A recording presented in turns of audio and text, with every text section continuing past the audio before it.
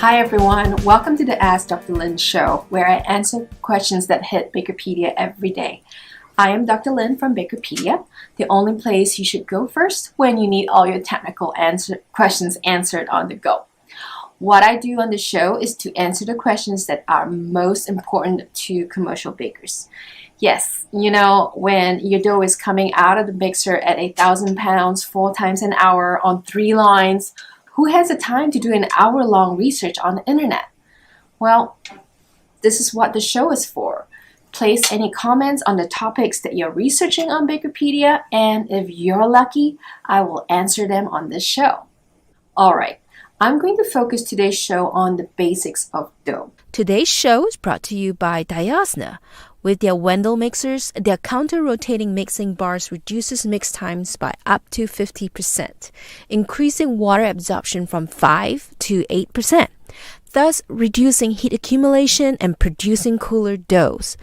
With a ROI through increased water absorption and shorter mixing times, and the ability to handle capacities of up to 1,300 pounds per batch, Wendell mixers are powerful yet flexible. Learn more at diasna.com today. Before we answer the questions, let's talk about flour. Flour is a fine powder made from the grinding of seeds, nuts, roots, and most commonly, grains. The first flour was created in 6000 BC by crushing grains between 2 stones. Since then, the production and variety of flour has steadily increased in technology. What are the types of flour? There are grain-based versus grain-free or gluten-free flours. Grain-based flours are by far the most commonly used and made from sources such as wheat, rye, or spelt. With a growing interest in gluten-free baked goods, bakers have begun using more grain-free flours such as rice, sorghum, or corn. There are many varieties of wheat. This map shows that hard red winter and hard red spring, the best kind of wheat for bread, is mainly grown in the Midwest, while soft wheat grown in the Pacific Northwest is great for making cakes and cookies. Wheat kernels consist of endosperm, bran, and germ. Each of these influences the final characteristics of the flour. We are especially interested in the endosperm as this provides the majority of the gluten proteins that make wheat flour functional.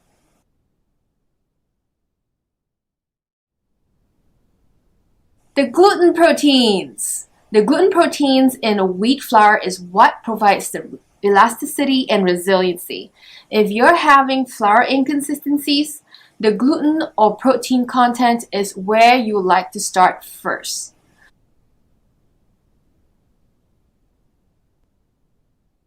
For variety bread and half breads, a wheat protein content of 14% and higher would work best. For pan or sandwich bread, 11 to 12% would work great. For pizza or general all-purpose, 9.5 to 12.5 protein would be good. Anything less than 9.5% protein can be used for pies, cookies, or cakes.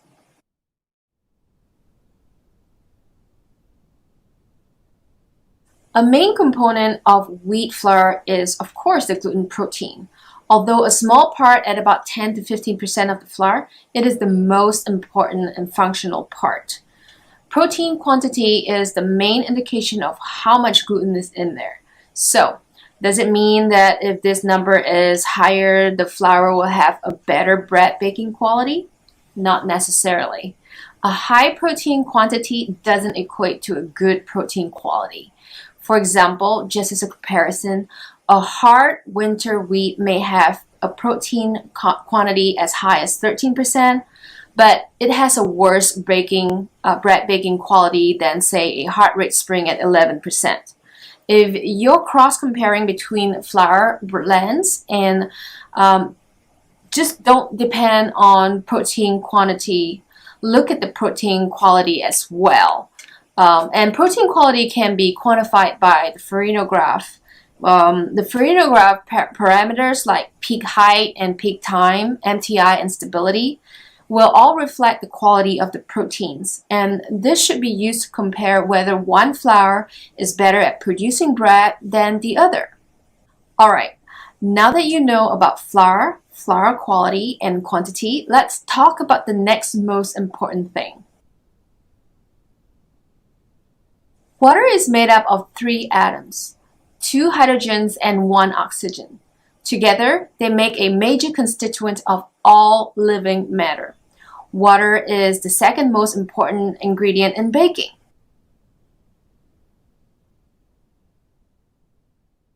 Look for our water topic on our website. There is hard water and soft water.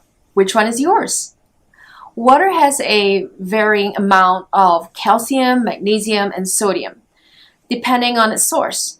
The amounts of these minerals can influence how it performs in a baked product. Hard water has a high mineral content, which adds strength and speeds up fermentation in dough.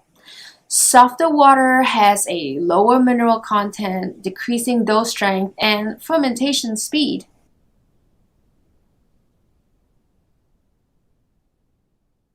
When water is added to dry ingredients, starch particles are hydrated, dough is initially formed, and subsequent water molecules begin hydrating proteins to form gluten strengths. When further energy is placed into the dough through mixing and kneading, the dough becomes homogenized and then developed. The right amount of water or adequate water absorption is required for you to develop the dough properly. Inadequate water will make your dough tight and bucky, leaving little pan flow, and as a result, you will get white edges at the bottom of the bread. On the other hand, too much water will delay development time, increasing your mixing time and creating a stickier dough that will leave a mess at the dough divider. Good luck. I once added more water than I needed to at the mixer, and I had everyone complaining that it wouldn't come out of the mixer and it stuck the dough divider up. So don't do that. Proper levels of water is needed to provide adequate gluten hydration of the dough. So recent advances with high impact hydration techniques has shown that if the gluten portion of the flour is hydrated at a faster pace, the dough develops faster. Therefore, it's vital that proper water levels be available to the gluten proteins for them to work properly. And this is to create a better network. Well, water, it's important. Don't forget that. Oh, one more thing. Water can be used to control the temperature of your dough or batter, so use it well to your advantage.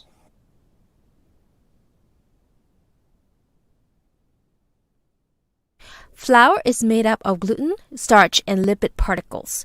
Because gluten proteins are what makes wheat flour special, let's focus in on that portion. When water is added to flour, then mixed, the gluten proteins in the dough gets hydrated, aligned, and becomes fully developed. A well and fully developed dough should be able to provide you a thin window pane as you stretch the dough between your fingers.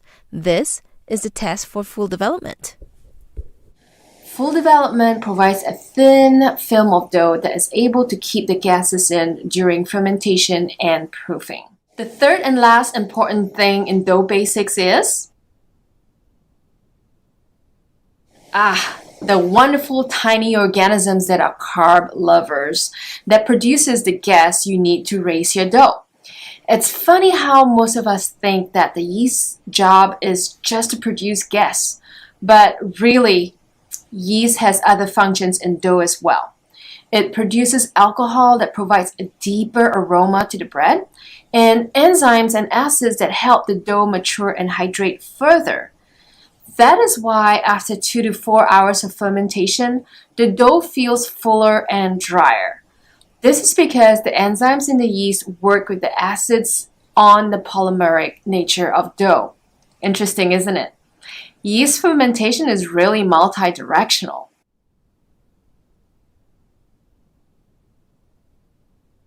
Well, it really depends on what you bake. If you're a growing bakery and you use both of these forms of yeast, I would suggest streamlining your purchasing process and just move to one form of yeast. The impact of the flavor from the different kinds of yeast is insignificant compared to the fermentation time and type of process. Of course, compressed yeast is fresher and reacts quicker, but when you scale up as a bigger bakery, this form of yeast is so difficult to manage, and many bakers switch to dry yeast. Dry yeast, of course, is the easiest to handle. You can ship them in as LTL on pallets and save some money there. Bakers love dry yeast or quick rise dry yeast because it has a longer shelf life and it's easy to dispense. However, it's also the most expensive form of yeast. So if you're a growing bakery and you're ordering pallets of yeast that last less than 2 weeks, it's time to think about cream yeast and liquid tank solutions.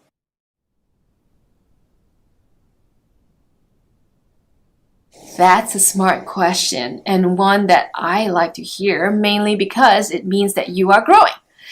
Go to our yeast spec page and you will see the total solids on that page.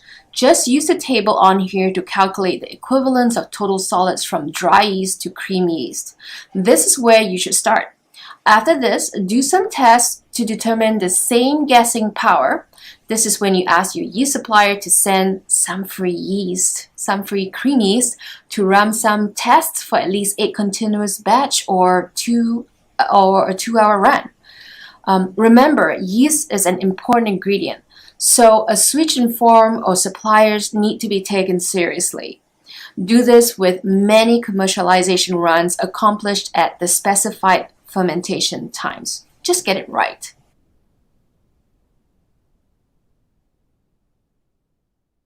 Once yeast is in a warm and moist environment, they start working. However, yeast is the most active at 95 degrees Fahrenheit or 35 degrees Celsius.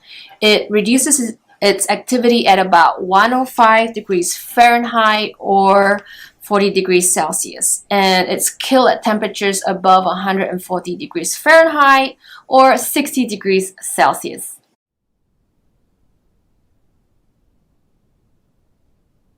Yeast is a resilient little organism. Even in the reefer or walk-in cooler, it will keep fermenting, but at a much slower rate. That is why reefer doughs that stay overnight get such a rich, aromatic flavor, mainly because the yeast keeps fermenting. It will actually keep fermenting down to under 41 degrees Fahrenheit or 5 degrees Celsius. Then it will go completely dormant at freezing temperatures below 32 degrees Fahrenheit or 0 degrees Celsius. Well, that's all the questions I can answer for this session.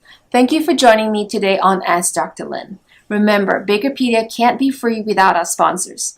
This session is sponsored by Diasna, the dough experts, the makers of bakery machinery since 1885.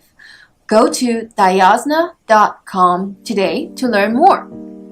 Alright, before I go, please like and subscribe to this channel. See you the next time!